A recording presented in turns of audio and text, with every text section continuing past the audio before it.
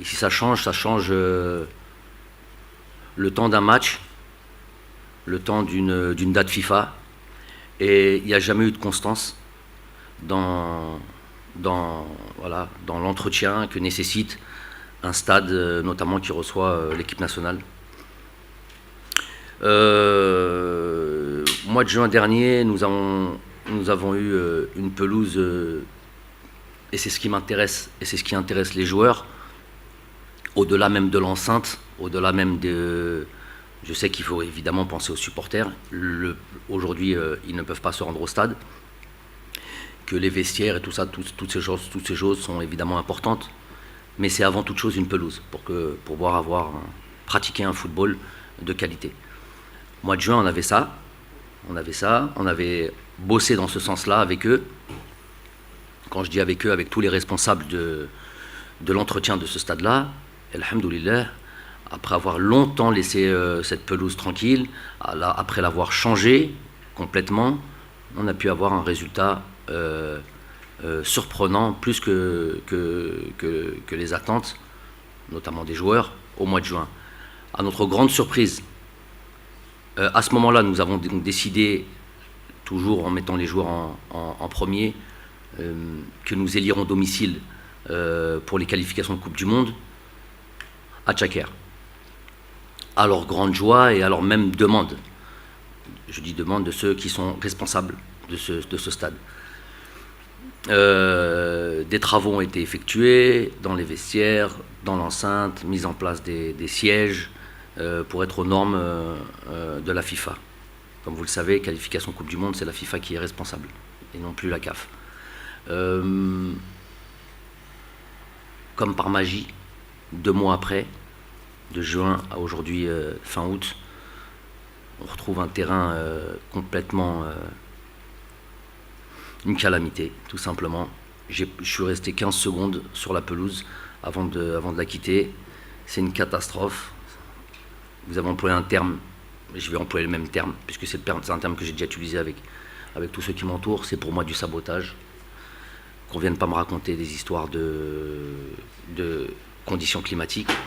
Et je vis dans un pays où il fait 60 degrés à l'heure où on parle et qu'ils ont une trentaine de pelouses, même des clubs de 2e division. On a vu notre équipe l'équipe nationale de Majid, dirigée par Majid, jouer dans un petit stade avec une pelouse parfaite. Nous, malheureusement, on n'est pas fichus. C'est même pas fichu, c'est pas voulu. On ne veut pas. On n'a pas voulu faire en sorte que l'équipe nationale ait un terrain digne de ce nom, une pelouse digne de ce nom, comme on a pu l'avoir au mois de juin. Donc, qu'est-ce qu'il y a derrière ça? Je suis pas complotiste, moi je constate des faits. Je peux juste, évidemment, chercher à savoir. Quand j'entends qu'une personne chargée de l'entretien dit à une personne de la fédération, mais il y a quelques jours déjà, il y a déjà 2 semaines, ou à peu près 3 semaines, cette personne de la fédération, je sais que ça va être un pavé dans la mare, à la limite je m'en fiche, puisque qualification Coupe du Monde passe avant toute chose, et chacun doit prendre ses responsabilités. Chargé d'entretien vient dire à une personne de la fédération, moi, on ne m'a pas signé la convention d'entretien du terrain. Qui suit la convention d'entretien du terrain? Apparemment c'est la Wilaya, mais c'est pas moi qui sais, c'est pas moi qui connais le qui fait quoi. Je répète juste ce qui a été dit. Et qu'il a décidé, parce qu'il n'a pas signé cette convention d'entretien du terrain, de laisser la pelouse se dégrader, qu'on allait réagir de manière vive et qu'il aurait suffisamment de temps pour pouvoir la remettre en état. C'est-à-dire jouer avec le feu et jouer surtout avec avant toute chose, avant de parler même de terrain praticable ou pas praticable pour le jeu, déjà on parle de sécurité. On parle de sécurité. Quand vous avez une pelouse comme elle est maintenant, elle est dangereuse.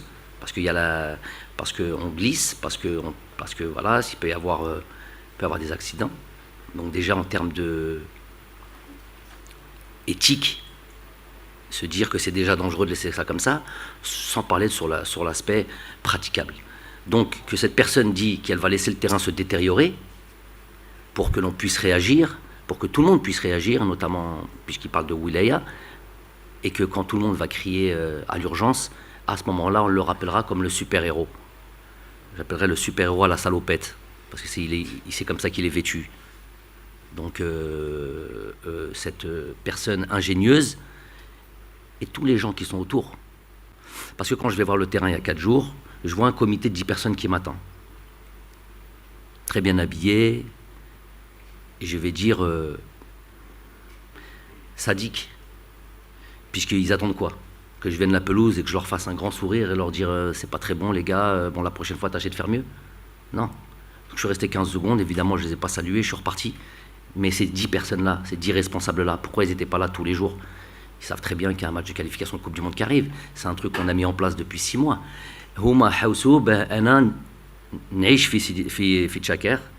J'ai lu domicile là-bas, je prends une petite chambre et tous les jours je viens vérifier s'ils travaillent. C'est ça qu'ils veulent que je fasse. Ils n'ont pas de considération, qu'on ne vienne pas me dire que... Enfin, moi, c'est les faits qui parlent. Il n'y a pas d'amour, il n'y a que des preuves d'amour. L'amour de leur pays, toi, tu es chargé de t'occuper du terrain. Toi et tout un conglomérat ou tout un groupe. Comment vous laissez le terrain comme ça? Et après demain, s'il y a, Inch'Allah, des résultats que l'on attend tous, venir parader avec le monde. Vous n'avez pas participé à ça, bien au contraire. Vous avez Del Djibouti qui va venir et qui va défendre et qui va jouer avec ses qualités, et c'est ça. Et donc ça profite évidemment aux équipes qui viennent défendre, de ne pas avoir un terrain praticable. Donc voilà l'idée, voilà où on en est aujourd'hui. Donc moi je suis évidemment lassé, dépité, on contient notre colère, parce que ça va pas ranger les choses. Il y a un match à jouer, évidemment qu'on ne va pas chercher d'excuses, même si c'est une sacrée excuse quand même. Donc voilà, chacun doit prendre ses responsabilités. Je sais pas comment ces gens fonctionnent, comment ces gens réfléchissent.